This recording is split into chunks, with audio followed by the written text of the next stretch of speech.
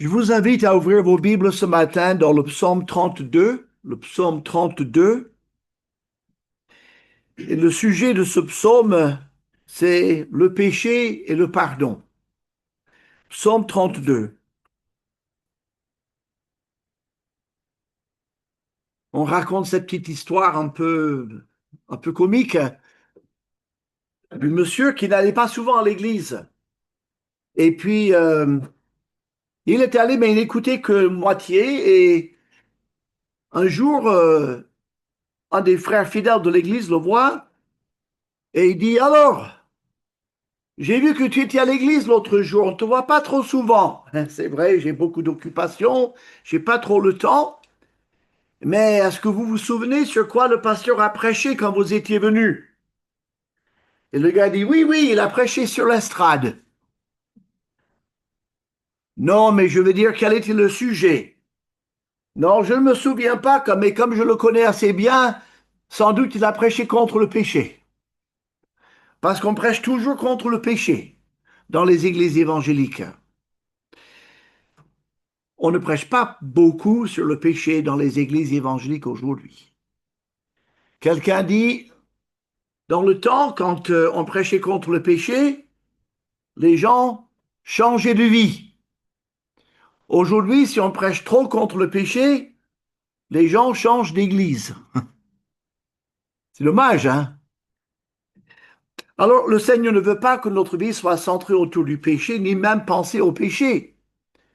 Mais sans doute, nous sommes anesthésiés, nous les êtres humains. Le péché ne nous paraît pas toujours très grave. On dit souvent que les choses qui étaient vraiment très graves il y a 50 ans, aujourd'hui c'est anodin. Tout le monde le fait, donc voilà. Mais sans un vrai sens du péché et sans une vraie conviction de péché, le pardon n'est pas non plus merveilleux. Quand on est convaincu d'avoir vraiment péché contre Dieu, le pardon c'est quelque chose d'absolument merveilleux. C'est la meilleure chose qui nous soit arrivée. Quand le péché est anodin pour nous, le pardon est aussi anodin. Mais les deux choses sont essentielles. Dieu est un Dieu de sainteté, nous sommes des pécheurs. Et donc il nous faut vraiment avoir une bonne idée, une bonne conception de ce qu'est le péché, de sa gravité et de la gloire et de la merveille d'être pardonné. Nous ne devrions jamais nous habituer au fait que nous avons été pardonnés. Ça devrait, ça devrait nous réjouir tous les jours. Et si nous comprenons à quel point Christ a payé pour nous, eh bien, c'est un sujet de joie complète. Celui qui nous enseigne ce matin, c'est le roi David, inspiré par l'Esprit Saint. David a commis non pas un péché, mais trois péchés. Il avait commis le péché de l'adultère, ensuite le péché de séduction et de mensonge, et enfin le péché du meurtre. N'importe lequel de ces péchés est grave en soi. Mais imaginez d'être dans cette situation alors que le roi David nous est connu globalement comme un homme qui marchait vraiment beaucoup avec Dieu, dans une profonde honnêteté. Comment il a pu en arriver là nous rappelle qu'aucun de nous n'est à l'abri du péché. N'importe qui d'entre nous, dans certaines situations, avec une certaine mentalité, avec une certaine attitude, pourrait tomber dans le plus gravissime de tous les péchés. Les péchés que nous pensons nous dégoûteraient, avec certaines circonstances, on pourrait les trouver tentants et on pourrait même sombrer dans le péché. Et parfois, quand nous péchons, on regarde, on dit, mais comment est-ce que moi j'ai pu faire ça? C'est que nous avons une nature pécheresse qui ne s'améliore jamais. Notre nature pécheresse ne devient jamais meilleure. Même au bout de 50 ans de vie chrétienne, on a une nouvelle nature dans laquelle nous pouvons vivre, mais notre nature pécheresse est aussi tordue qu'avant la conversion. Elle ne change jamais. Dieu ne dit pas améliorez-vous. Il dit dépouillez-vous du vieil homme et revêtez l'homme nouveau. Vivez dans votre nature nouvelle. Ne vivez pas dans la nature ancienne. Et donc, on va lire le psaume 32 et voir ce que David nous enseigne. Heureux celui à qui la transgression est remise, à qui le péché est pardonné. Heureux l'homme à qui l'Éternel n'impute pas l'iniquité et dans l'esprit duquel il n'y a point de fraude. Tant que je me suis tu, mes os se consumaient, je gémissais toute la journée, car nuit et jour ta main s'apesantissait sur moi. Ma vigueur n'était plus que sécheresse, comme celle de l'été. Je t'ai fait connaître mon péché. Je n'ai pas caché mon iniquité.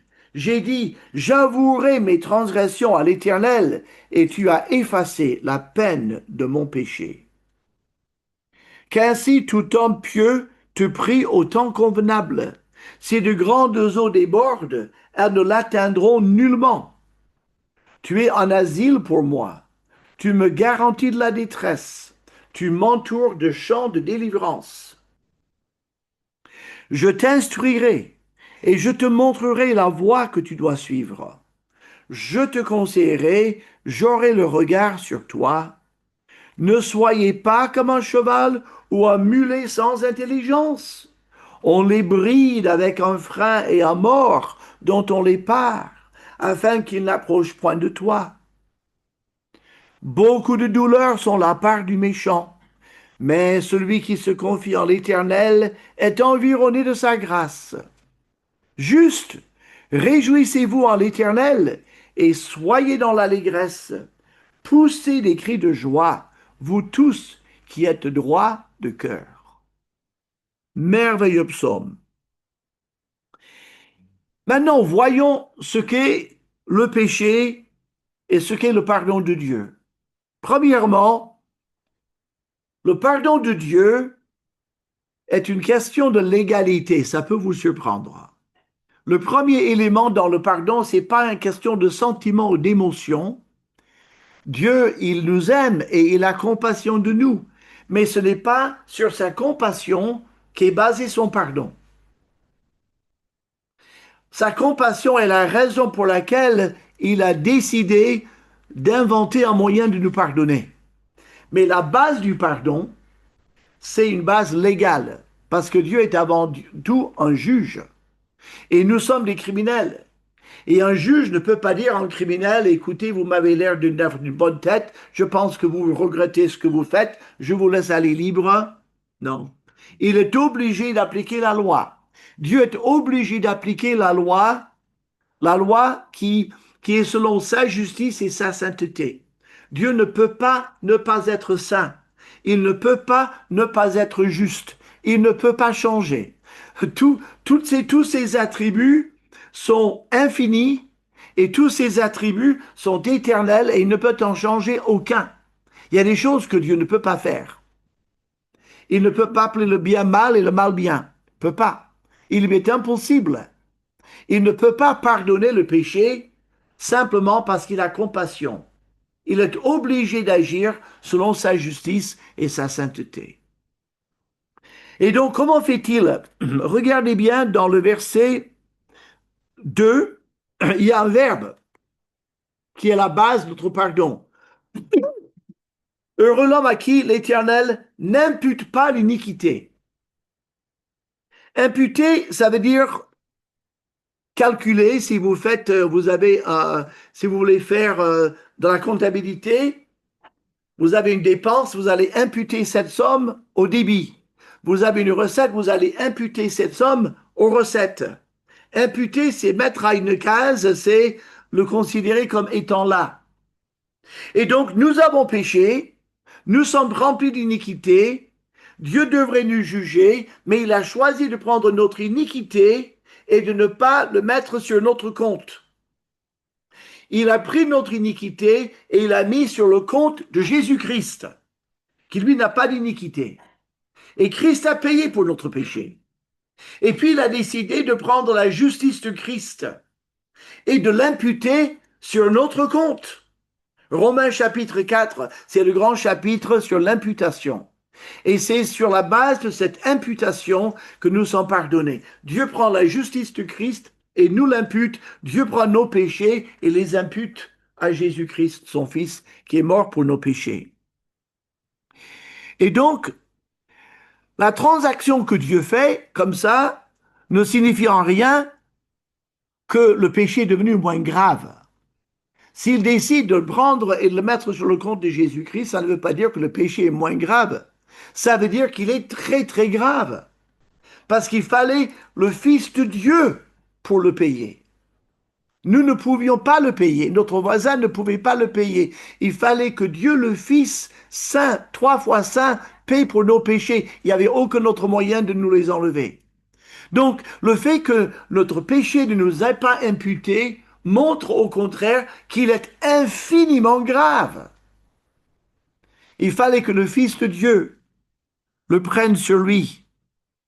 Notre péché reste aussi grave, aussi dramatique, aussi mortel que le premier jour. C'est après 1000 ans, après 10 000 ans, le péché reste aussi grave que le jour qu'il a été commis. Alors que pour nous, le lendemain d'un péché, il nous paraît grave, mais 10 ans après, ça, à peine si on s'en souvient.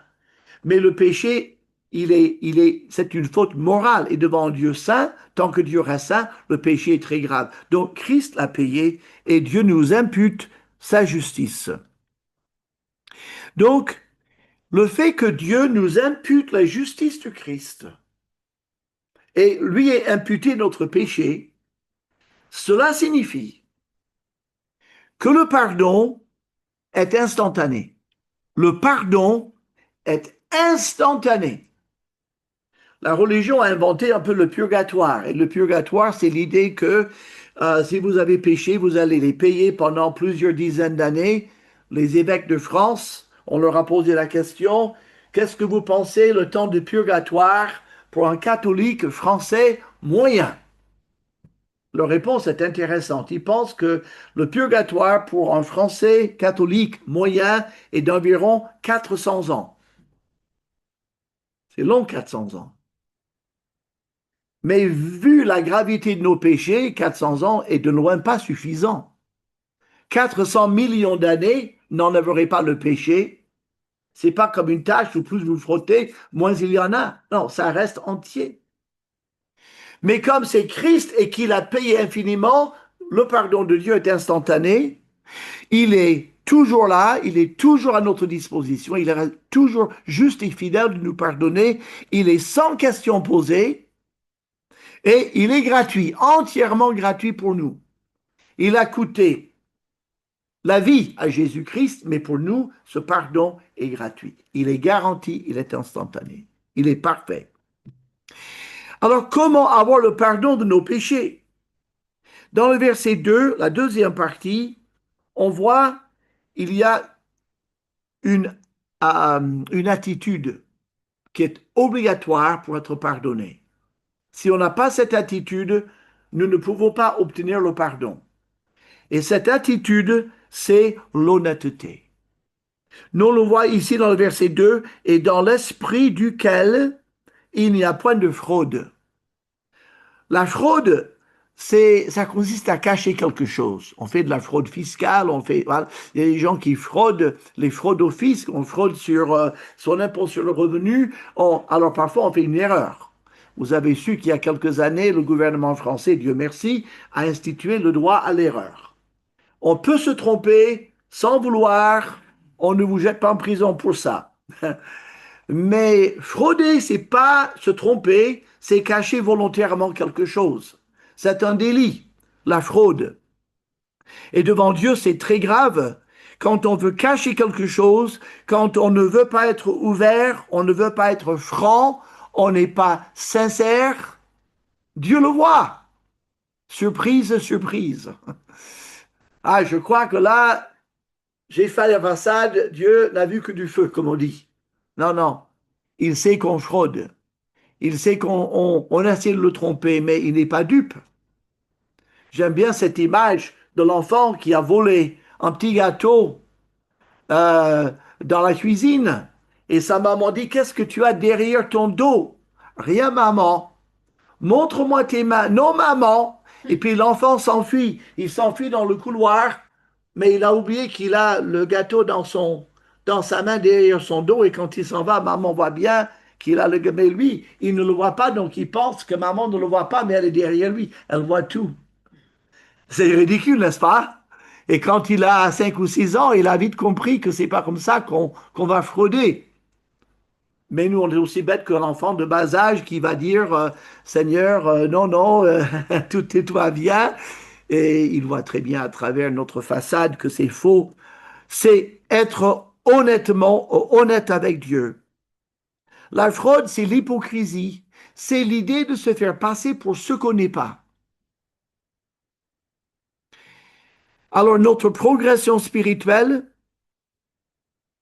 le plaisir que Dieu peut avoir en nous, parce qu'on voudrait quand même, au fond de notre cœur, faire plaisir à Dieu. On voudrait que Dieu ait plaisir à nous voir vivre et à nous parler. On voudrait lui faire plaisir.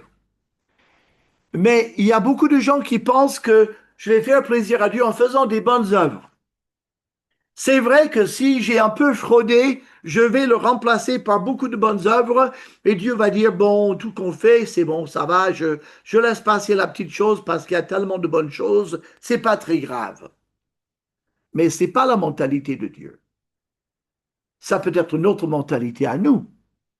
Hein, parfois avec nos enfants, si un enfant a fait une faute et puis on a envie de le punir, mais il fait de suite 3 ou 4 bonnes choses qui nous font plaisir, on dit bon ben alors tout compte fait, il a été tellement gentil, j'ai perdu la cœur de le punir pour ça, et je vais voir s'il le recommence, mais bon cette fois-ci, je laisse tomber, je n'en parle pas. Hein, on fait ça, mais Dieu ne peut pas le faire. Sa sainteté, son honnêteté ne lui permettent pas de faire ça. Et donc, toutes les œuvres qu'on pourrait faire par ailleurs, tous les services qu'on pourrait rendre aux autres et puis à Dieu en disant, je crois que quand même, tu vois que j'ai fait de bonnes choses, tu ne peux pas m'en vouloir. Il ne nous en veut pas. Seulement, il ne peut pas oublier notre péché, il est obligé de sévir. Donc, toute la différence, c'est dans notre attitude d'honnêteté. On se souvient du roi Saül. Saül, quand vous pensez le roi Saül, vous faites, le roi Saül, non, c'était pas un modèle. Pourtant, si vous lisez sa vie, il a fait beaucoup de bonnes choses.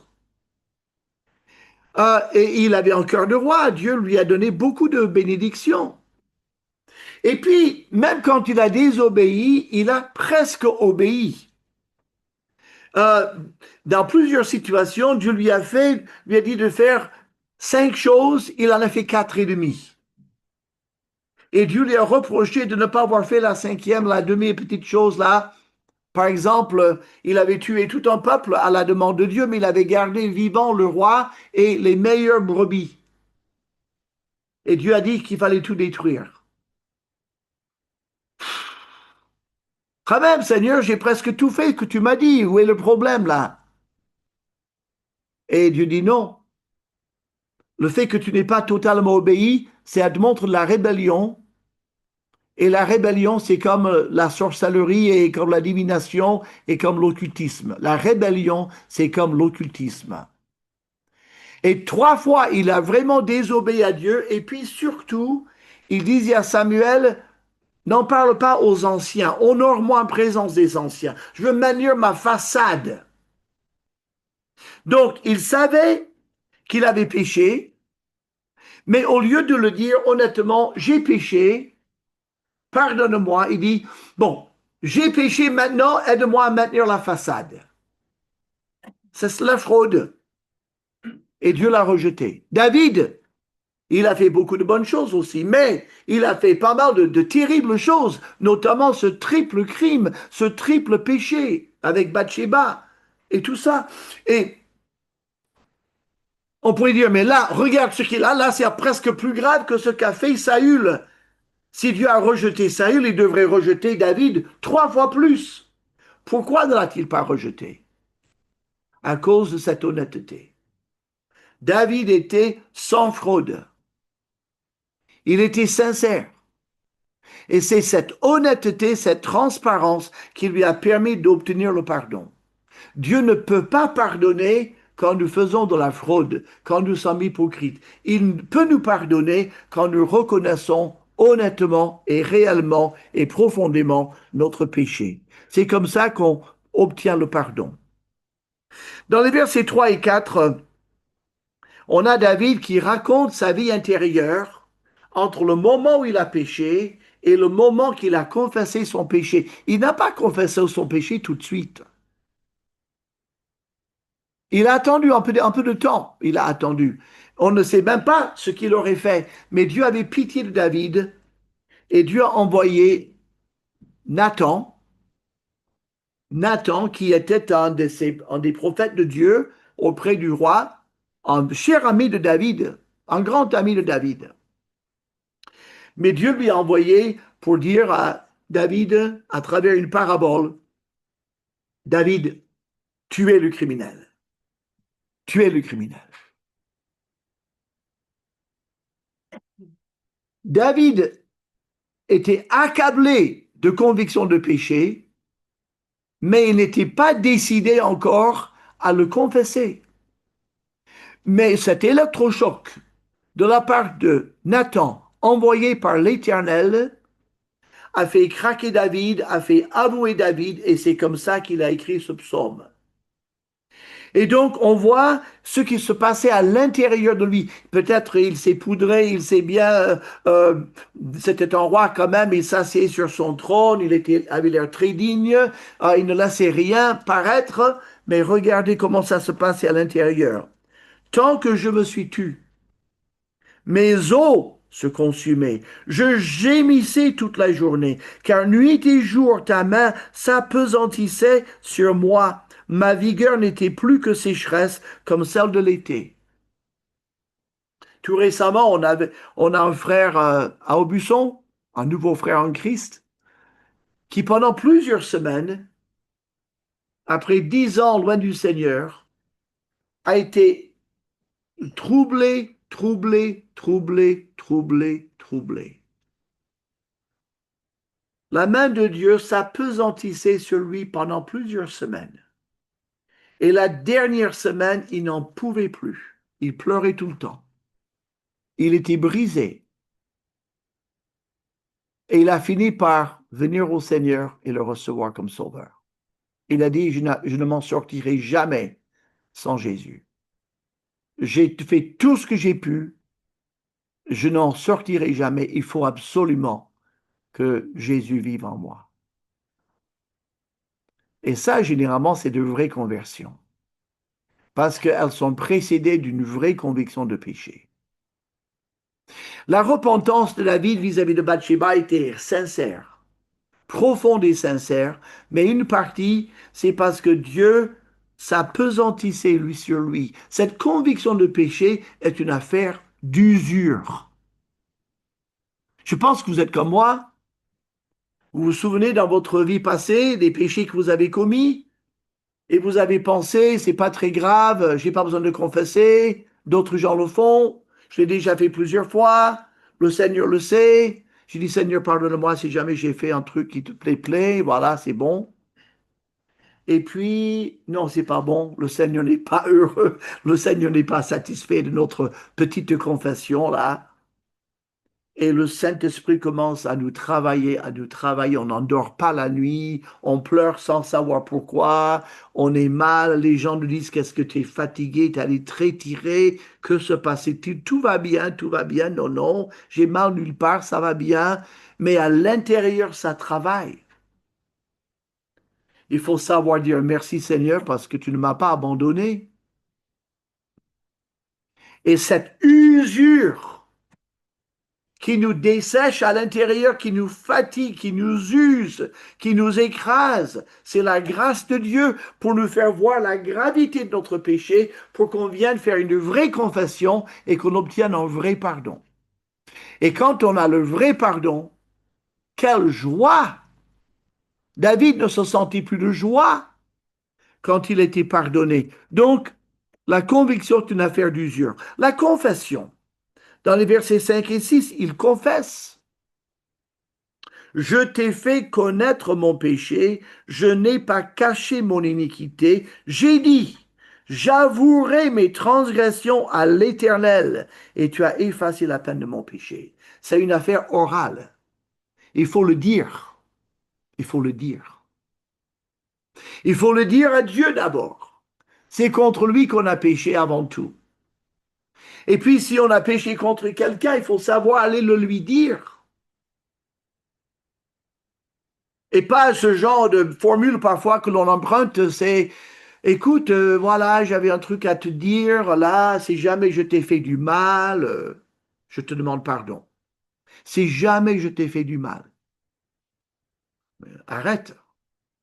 Si jamais je t'ai fait du mal, ça veut dire, je ne pense pas t'avoir fait du mal, mais si toi tu penses que je t'ai fait du mal pour que tout aille bien, je te demande pardon. Je te demande pardon vite fait, hein.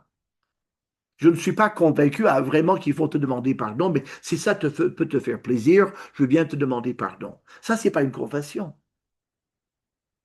Ça, c'est pas une confession. Quelqu'un vous dit ça, vous allez dire non, mais il n'est pas convaincu du tout qu'il m'a fait du mal. La confession, la confession que Dieu demande, la confession dont nous avons besoin quand nous péchons, la confession qu'on a besoin d'entendre si quelqu'un a péché contre nous, c'est de dire, voilà en quoi j'ai péché. Voilà ce que j'ai fait. Vous imaginez quand David est arrivé devant l'Éternel, brisé, en sanglotant sans doute, dit Seigneur, j'ai convoité une femme qui n'était pas la mienne. Pourtant, il avait plusieurs femmes à lui. J'ai convoité la femme d'un de mes meilleurs soldats, un de mes meilleurs amis. C'est dégoûtant. Je l'ai prise et j'ai péché avec elle. Et après, Seigneur, je fais venir son mari et je voulais qu'il aille voir sa femme pour couvrir mon péché. Comme ça, si un enfant naîtrait, ben, enfin, l'enfant allait naître, il penserait que c'est le sien. C'est de la duplicité, c'est de la lâcheté. J'ai pas confessé à mon ami, ce merveilleux soldat, ce que j'ai fait avec son épouse. Non. Et quand il ne voulait pas descendre chez lui, je l'ai enivré par 2 fois pour lui faire perdre la tête pour qu'il aille chez lui, mais il ne l'a pas fait. Et là, je ne savais plus que faire. Et je me suis dit, bon, comme je suis le commandant-chef des armées, je vais dire à mon général de le mettre au point de la bataille la plus chaude et de faire en sorte qu'il meure dans la bataille, pas par nos armées, mais par l'armée adverse. Je l'ai fait assassiner par nos ennemis parce que j'avais trop, je ne pouvais pas Je ne pouvais pas faire face à cet homme, à cette femme, à mon royaume. Si tout le monde découvre ce que j'ai fait, je me trouvais que le meilleur moyen, c'est de le faire mourir lui qui était totalement innocent. C'est moi qui aurais dû mourir et j'ai fait tuer un de mes meilleurs amis, un homme qui a risqué sa vie pour moi. Tant de fois dans les batailles, je l'ai fait tuer pour couvrir mon crime odieux que j'ai commis avec son épouse.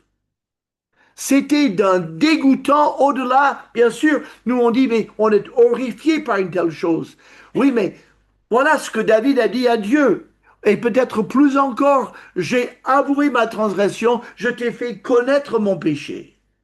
Je l'ai dit, j'ai dit ce que j'ai fait, j'ai dit les crimes que j'ai faits, j'ai dit les péchés que j'ai commis.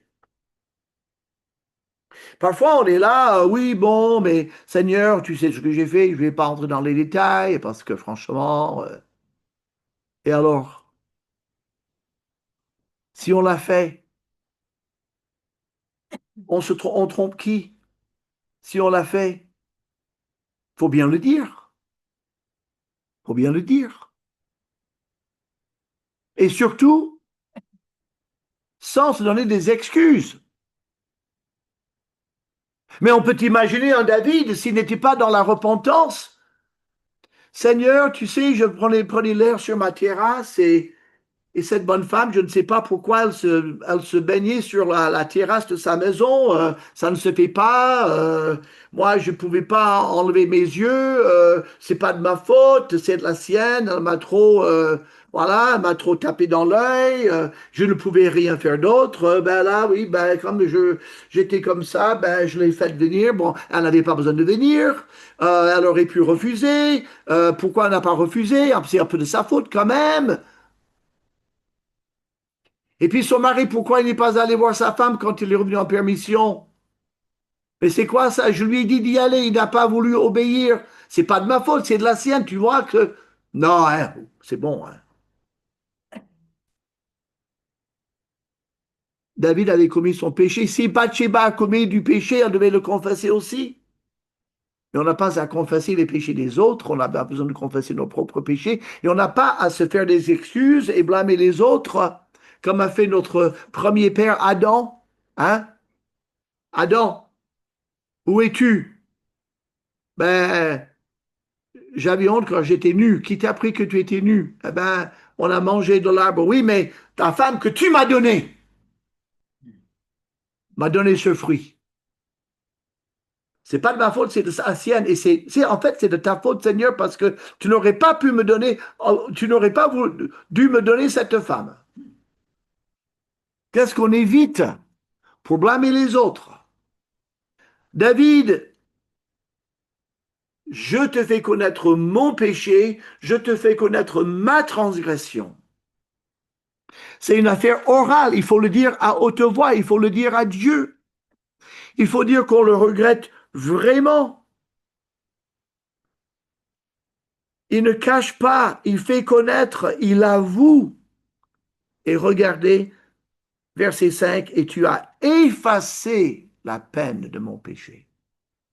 L'autre jour, c'était une émission, une discussion, et on parlait des valeurs de la civilisation chrétienne européenne par rapport à d'autres religions, mais une personne faisait ressortir le christianisme. Il y a ce principe du pardon.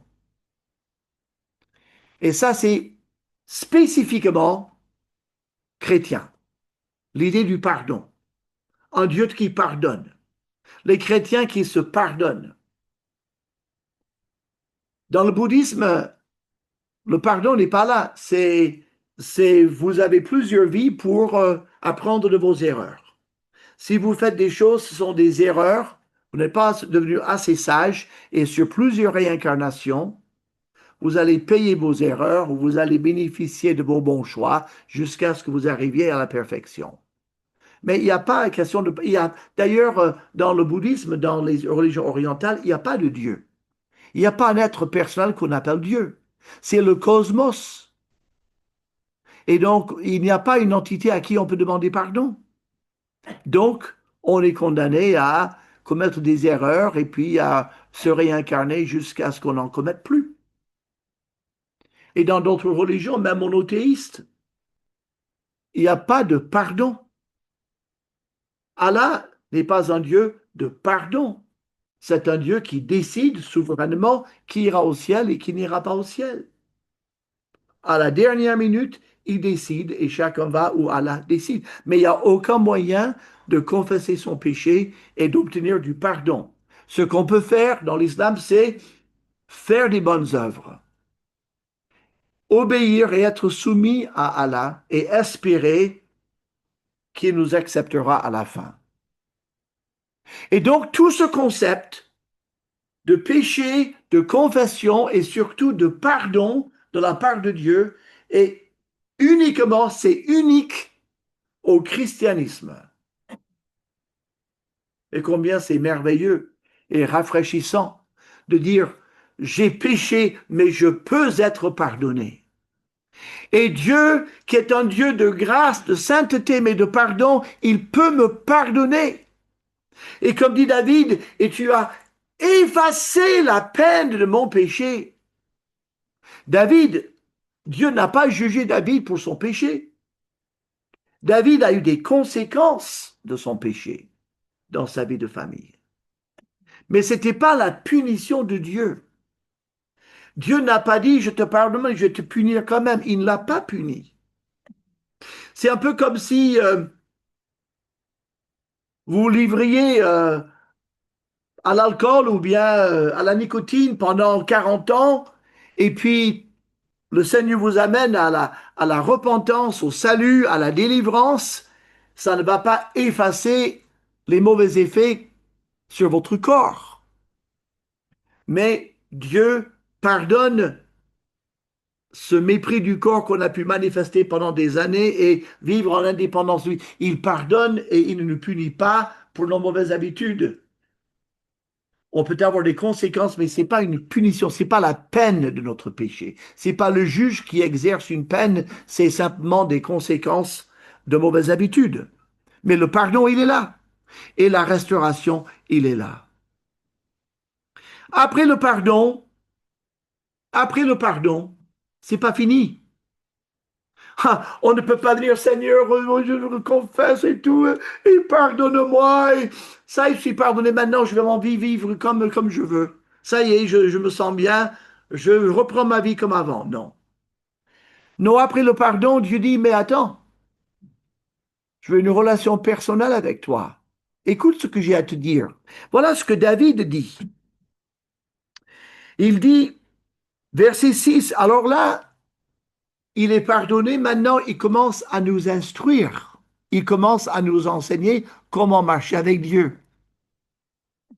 Moi, humainement, je trouve ça incroyable. On a envie de dire à David, bon, écoute, tu as confessé ton péché, le Seigneur t'a pardonné, ne commence pas tout de suite à nous enseigner comment il faut marcher avec Dieu après ce que tu as fait. Tu arrêtes le psaume ici et si tu veux écrire comment il faut marcher avec Dieu, au moins commence un autre psaume. Mais pas tout de suite après, je vais vous enseigner comment il faut marcher avec Dieu après ce que tu as fait. Voyez un peu comment il est dans le purgatoire, hein? Tu as pardonné, Dieu t'a pardonné, ok, mais tu te tais pendant 10 ans au moins. Hein. Tu n'as pas le même droit d'ouvrir la bouche après ce que tu as fait. Mais David, connaissant le pardon de Dieu, peut parler de Dieu. Il marchait avec Dieu, il connaît Dieu. Le fait qu'il ait commis ce triple péché ne veut pas dire qu'il a tout oublié de Dieu. Il le connaissait, il savait comment marcher avec lui. Et il nous rappelle ceci. C'est son témoignage. D'abord, il dit, Dieu promet sa protection. Dans le verset 6, que tout homme pieux te prie au temps convenable. Si de grandes eaux débordent, elles ne l'atteindront nullement. Tu es un asile pour moi, tu me garantis de la détresse, tu m'entoures de chants de délivrance. Le verset 6, que chacun te prie au temps convenable. David dit par là, je n'ai pas prié le Seigneur au temps convenable. Je n'ai pas prié le Seigneur de me protéger. Quand j'ai vu l'épouse de mon maillant soldat, j'aurais dû détourner le regard, j'aurais dû rentrer chez moi. J'ai pas prié, je me suis laissé aller à mes émotions, à mes convoitises. Si j'avais prié au temps convenable, Dieu m'aurait protégé. Et si maintenant qu'il m'a pardonné, si j'arrive devant une autre tentation et que je le prie au temps convenable, si je dis Seigneur, je peux tomber dans le péché, je me sens faible, il dit le Seigneur a promis de me protéger. Dieu n'est pas obligé de nous protéger si on ne veut pas être protégé.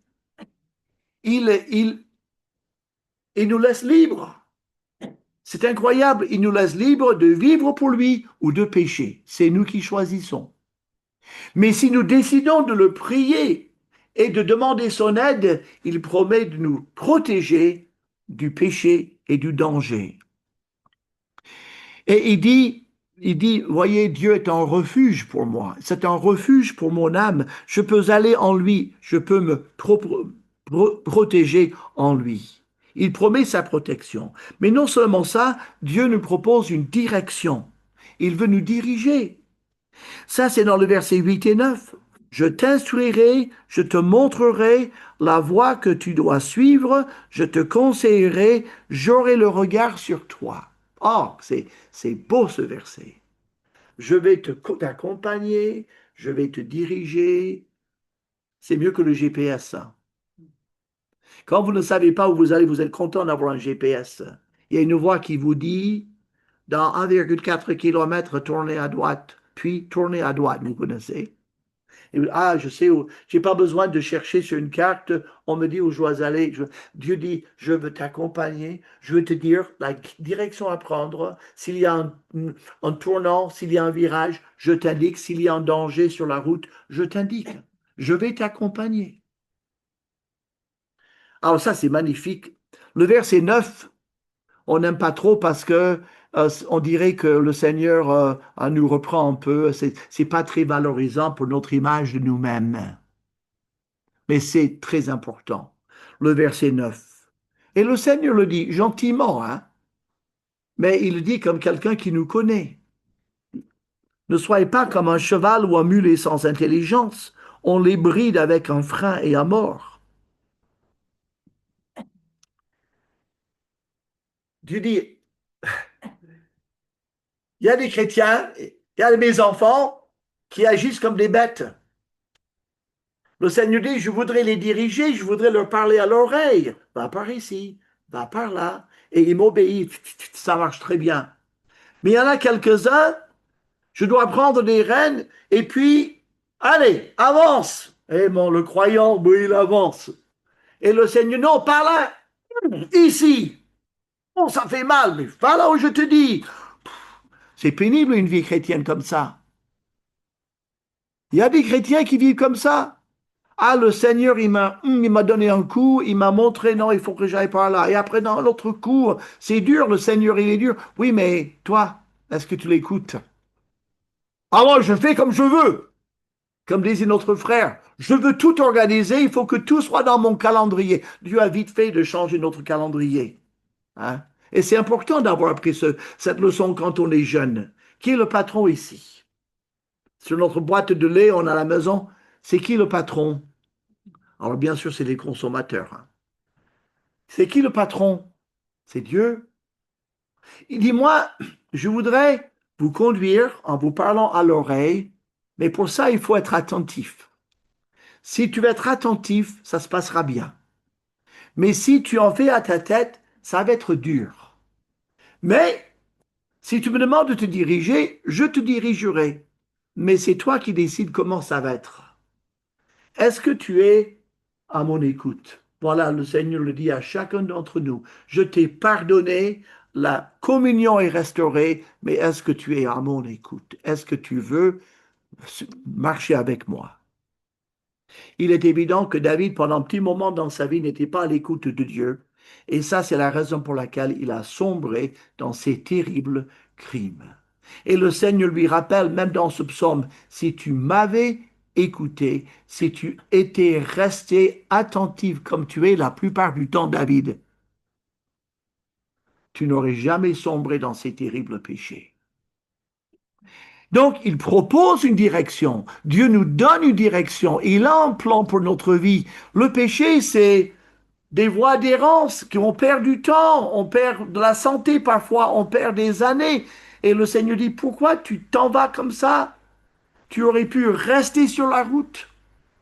Et puis enfin, il promet sa grâce.